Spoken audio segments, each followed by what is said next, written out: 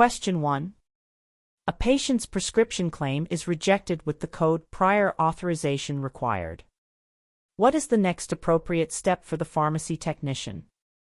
A. Tell the patient the drug is not covered. B. Dispense the medication and bill the patient the cash price. C. Contact the prescriber's office to initiate the authorization process. D. Change the DAW code and resubmit the claim. Answer: C. Contact the prescriber's office to initiate the authorization process. This question tests your knowledge of handling a common claim rejection, a prior authorization, PA. The keyword appropriate step means you need to know the correct procedure to resolve this specific issue for the patient. A prior authorization is a requirement from the insurance plan that the doctor must justify the need for a specific medication before the plan will cover it. For example, if a new, expensive brand name drug is prescribed when a generic is available, the insurer may want the doctor to explain why the brand is medically necessary. Remember, the pharmacy's role is to notify the doctor's office, as only the prescriber can provide the clinical information needed to get the PA approved. Question 2. Which of the following defines a set amount a patient must pay for a covered health care service or prescription after they've paid their deductible? A. Coinsurance. B. Premium. C. Copayment. D. Out-of-pocket maximum.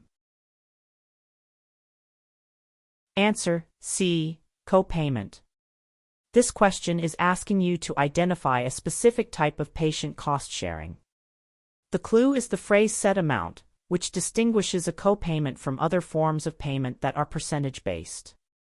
A copayment, often called a copay, is a fixed fee the patient pays for each prescription filled, such as $10 for a generic drug or $40 for a brand-name drug. For instance, if a patient's plan has a $10 copay for generic medications, they will pay $10 at the pharmacy regardless of whether the drug's total cost is $25 or $100. Always remember, a copay is a fixed dollar amount, while coinsurance is a percentage. Question 3. What is the primary function of a pharmacy benefit manager, PBM? A. To manufacture medications for pharmaceutical companies. B. To act as a third-party administrator of prescription drug programs for health plans. C. To directly employ pharmacists and technicians in community pharmacies. D. To set the retail price for all over-the-counter, OTC, medications.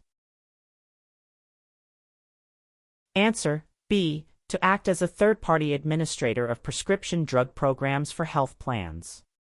This question assesses your understanding of the role of a pharmacy benefit manager, or PBM, in the healthcare system. The key concept is that PBMs are middlemen who manage prescription drug benefits on behalf of insurance companies, employers, and other payers.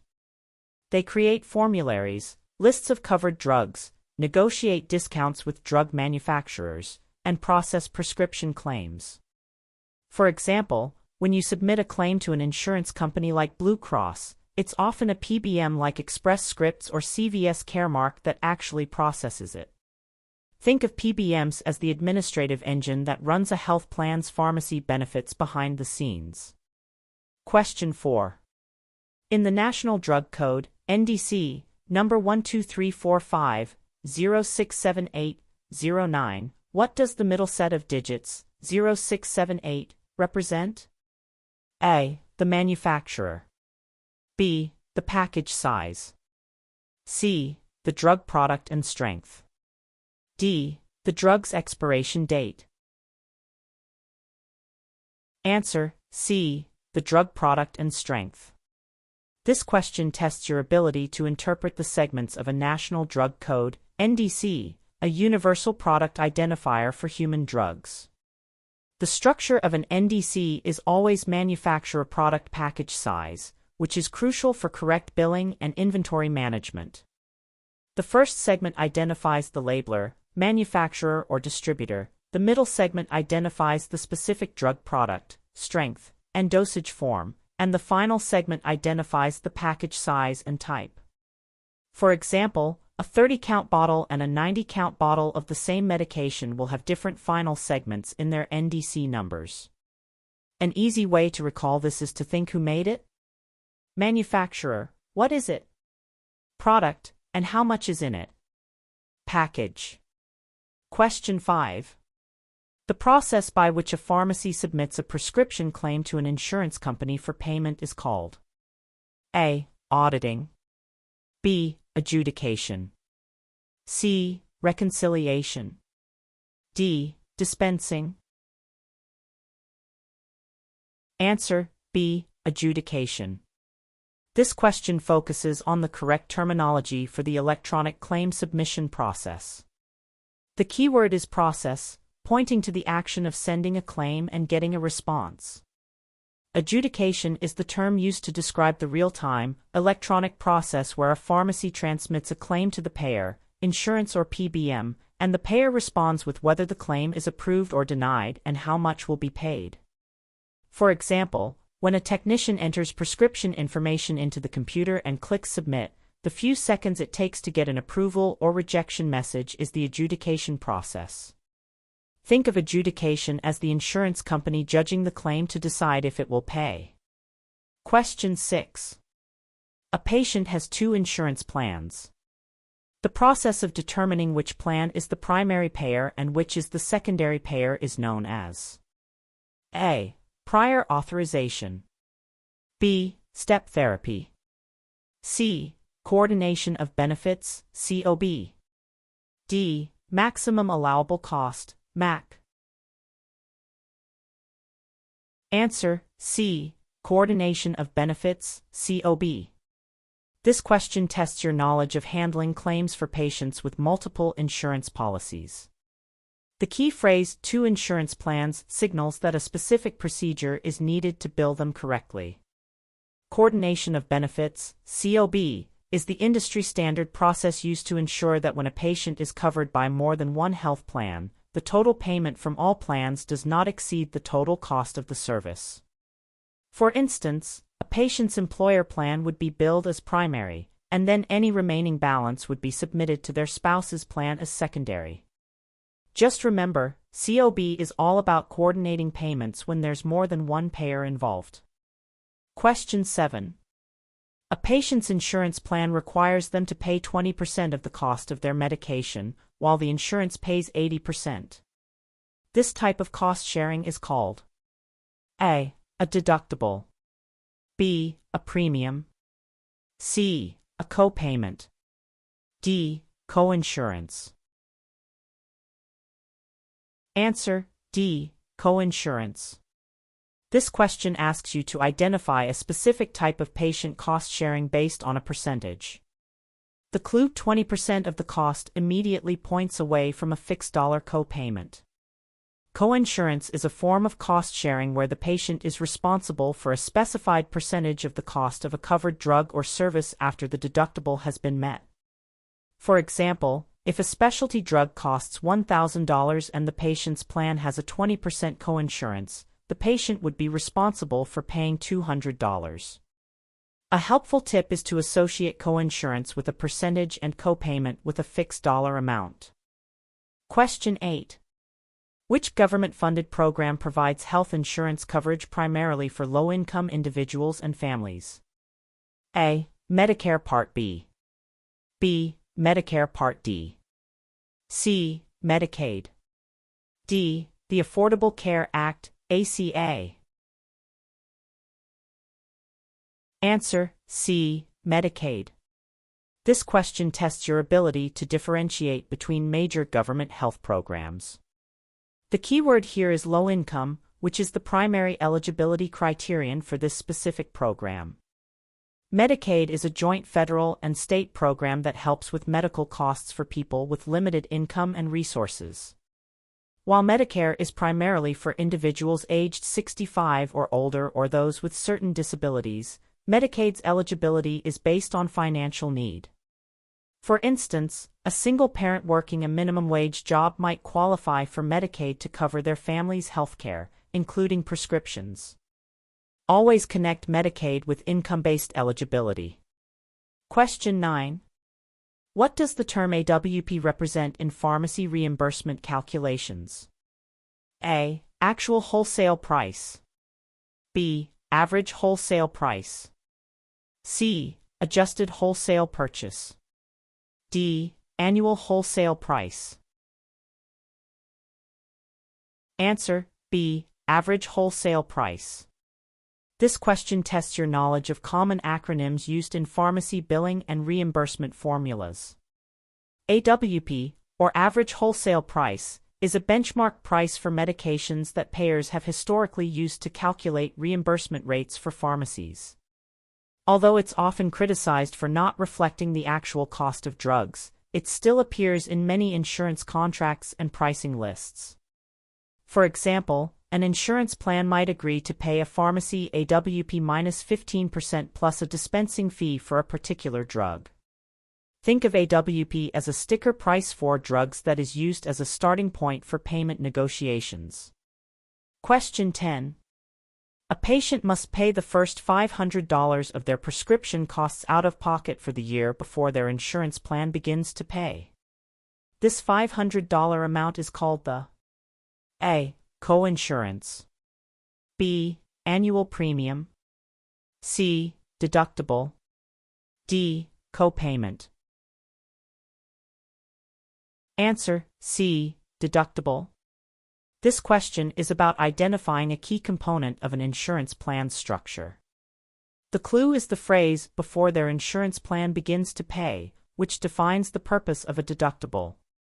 A deductible is a specified amount of money that the insured person must pay before an insurance company will start to pay for claims. Once the patient has spent this amount on covered services, they typically then only have to pay a copayment or coinsurance for future prescriptions. For example, a patient might pay the full cash price for their medications in January and February until their total spending reaches their $500 deductible. Just remember, the deductible is the amount you pay first. Question 11. Which dispense is written DA code should be used when a prescriber has authorized the dispensing of a generic drug but the patient requests the brand name drug? A. DA 0. B. DA 1. C. DA 2. D. DA 3. Answer: C. DA 2. This question tests your understanding of dispense as written DA codes, which communicate billing information to the payer. The key situation here is that the patient is the one requesting the brand drug, not the doctor.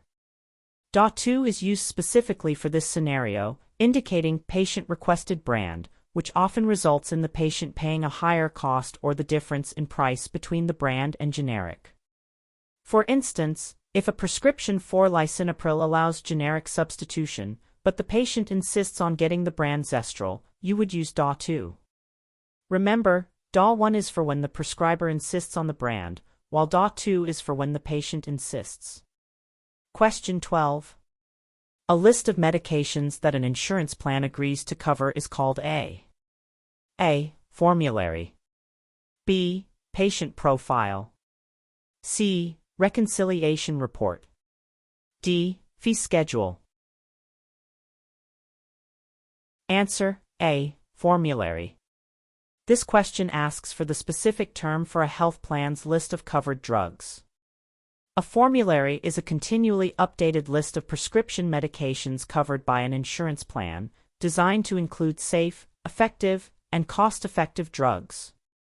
Medications on the formulary are often grouped into tiers, with drugs in lower tiers, like generics, costing less for the patient than drugs in higher tiers, like non-preferred brands. For example, a doctor might check a patient's formulary to see if the drug they want to prescribe is covered or if a preferred alternative should be used instead. A simple way to remember is that a formulary is the formula for which drugs are covered. Question 13. Which part of Medicare provides coverage for outpatient prescription drugs? A. Part A. B. Part B. C. Part C. D. Part D. Answer: D. Part D. This question assesses your knowledge of the different components of the Medicare program. The keyword phrase is outpatient prescription drugs, which is the specific benefit covered by this part. Medicare Part D is the federal program that subsidizes the costs of prescription drugs and prescription drug insurance premiums for Medicare beneficiaries. While Part A covers hospital stays and Part B covers doctor visits and medical supplies, Part D is the primary source of drug coverage for seniors.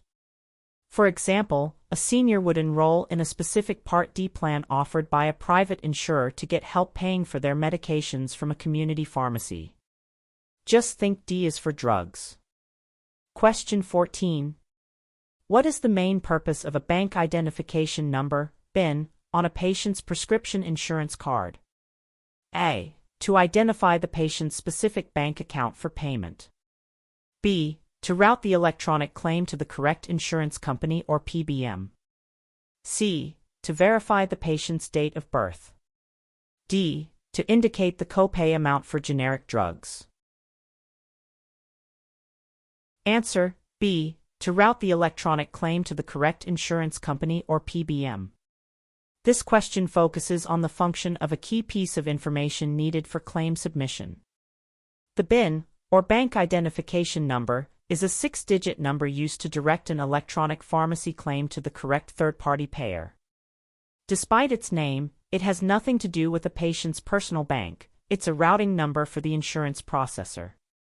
For example, when a technician processes a prescription, the pharmacy software uses the BIN to know whether to send the claim to Express Scripts, Caremark, or another PBM. Think of the BIN as the zip code that gets the claim to the right destination. Question 15. A claim is rejected with the message "refill too soon." This typically means the patient is trying to fill a prescription before what percentage of the previous supply has been used? A. 25%. B. 50%. C. 75%. D. 100%. Answer: C. 75%. This question tests your practical knowledge of a common claim rejection and insurance plan rules. The refill too soon rejection is designed to prevent stockpiling of medications and ensure proper adherence. Most insurance plans have a rule that they will not pay for a refill until the patient has used a significant portion of their current supply, which is typically set at 75% or 80%. For example, for a 30-day supply of medication, the insurance plan would not approve a refill until at least day 22 or 23, about 75% of the way through the month. Remembering the 75% rule is a good general guideline for understanding these types of rejections. Question 16. What is the term for the maximum price that a third-party payer will reimburse a pharmacy for a generic medication? A. UNC, usual and customary, price. B. AWP, average wholesale price. C. MAC, maximum allowable cost. D. AAC, actual acquisition cost. Answer: C. MAC, maximum allowable cost. This question asks you to identify the specific pricing benchmark used for generic drug reimbursement. The key phrase "maximum price" for a generic medication points directly to this term. The maximum allowable cost, MAC, is a payment limit set by a PBM or payer for generic drugs that have multiple manufacturers, ensuring they pay the lowest possible price for these interchangeable products. For example, a PBM will create a MAC list for all the different generic versions of lisinopril, setting one price they will pay for any of them. Think of MAC as the maximum a plan will allow for a multi-source generic. Question 17. The act of intentionally billing for a more expensive medication or service than the one that was actually provided is an example of A. Waste. B. Error. C. Fraud. D. Adjudication. Answer: C. Fraud. This question tests your ability to distinguish between different types of improper billing practices. The keyword intentionally is the critical element that defines this action as fraud rather than a simple mistake.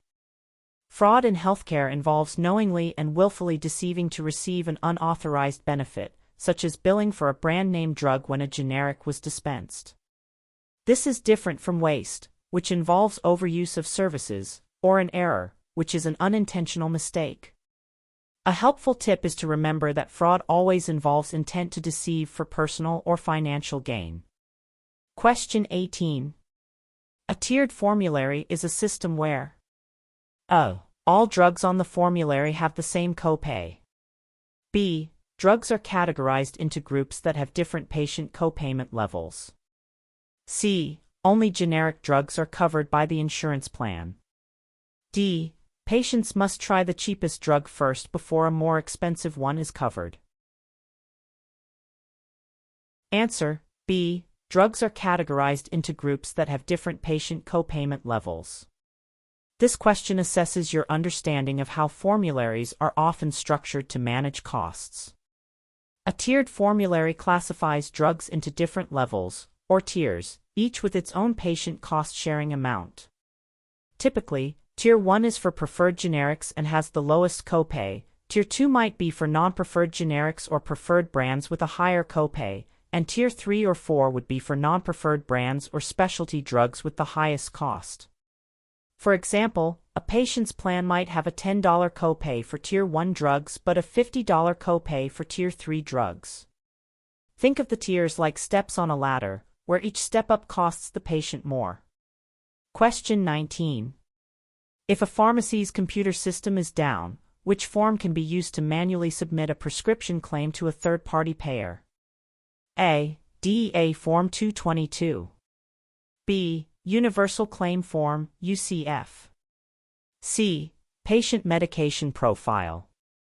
D. Prior Authorization Request Form. Answer: B. Universal Claim Form, UCF. This question tests your knowledge of backup procedures for billing when electronic systems are unavailable.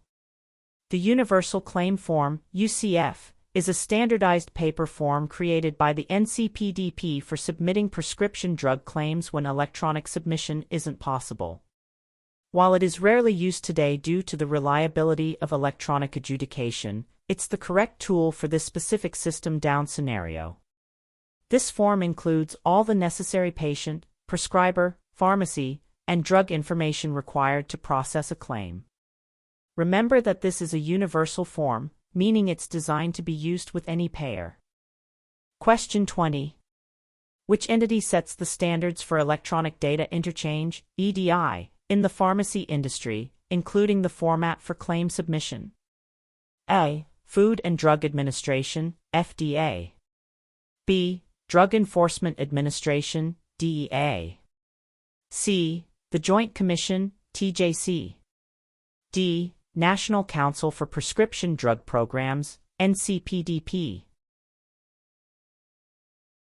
Answer: D. National Council for Prescription Drug Programs, NCPDP.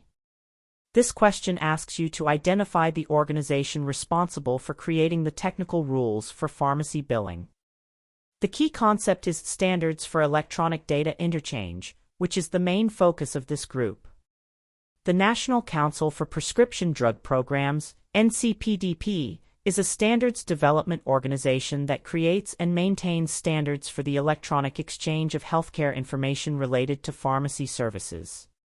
For example, the format that pharmacies use to electronically send a claim to a PBM was developed and is maintained by the NCPDP.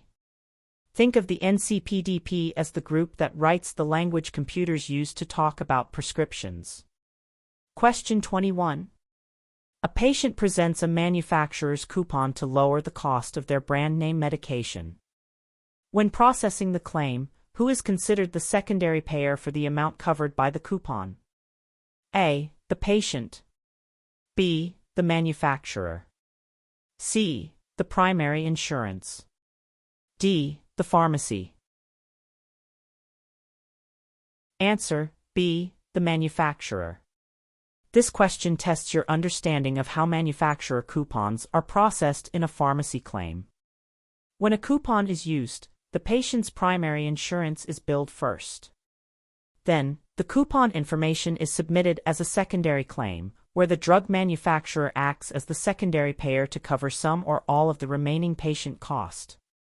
For instance, if a patient's copay is $50, a manufacturer coupon might be processed to pay $40 of that amount, leaving the patient to pay only $10. Think of a manufacturer's coupon as a temporary, secondary insurance plan offered directly by the drug maker. Question 22. What does the processor control number, PCN, on an insurance card do? A. It identifies the specific employer group under the insurance plan. B. It is a secondary routing number used by some PBMs to differentiate between benefit plans. C. It is the patient's unique member identification number. D. It specifies the copay amount for brand-name drugs. Answer: B. It is a secondary routing number used by some PBMs to differentiate between benefit plans. This question assesses your knowledge of the different numbers on an insurance card used for billing. The processor control number, PCN, is an alphanumeric code that is sometimes used in conjunction with the BIN to route claims to the correct plan or benefit package. While the BIN directs the claim to the correct PBM, the PCN can be used by that PBM to further specify a particular plan, like a company's PPO plan versus its HMO plan. Not all plans use a PCN, but when they do, it's essential for correct claim processing. Think of the BIN as the PBM's street address and the PCN as the specific apartment number. Question 23. What is a chargeback in the context of pharmacy reimbursement? A. A fee the pharmacy charges the patient for a special order medication. B. A payment that the PBM takes back from a pharmacy, often after an audit. C. The amount a patient pays for a prescription after the deductible is met. D. A refund given to the patient for an overpayment. Answer: B. A payment that the PBM takes back from a pharmacy, often after an audit. This question tests your understanding of post-payment claim adjustments, specifically a chargeback. A chargeback is a financial transaction where a PBM reclaims funds previously paid to a pharmacy for a prescription claim. This typically happens after an audit reveals a discrepancy, such as an incorrect day's supply calculation, a missing signature on the log, or billing for a brand when a generic was dispensed. For instance, if an audit finds that a pharmacy billed for a 30-day supply but the prescription was written for 15 days, the PBM could issue a chargeback for the entire claim amount. Remember, a chargeback is money being charged back to the pharmacy from the PBM. Question 24. A claim rejection of plan limitation exceeded most likely means: A. The patient's deductible has not yet been met. B. The drug requires a prior authorization. C. The patient has already received the maximum quantity of the drug allowed for a certain time period. D. The patient's insurance coverage has been terminated.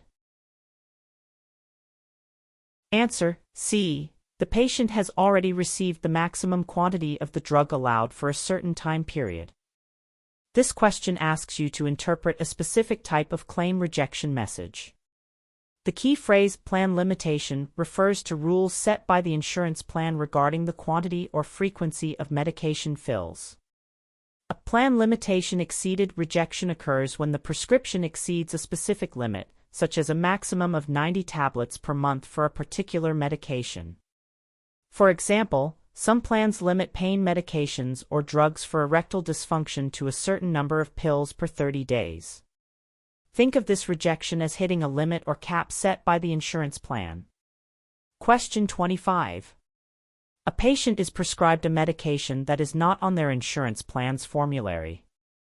This medication is referred to as A. A legend drug. B. A non-formulary drug.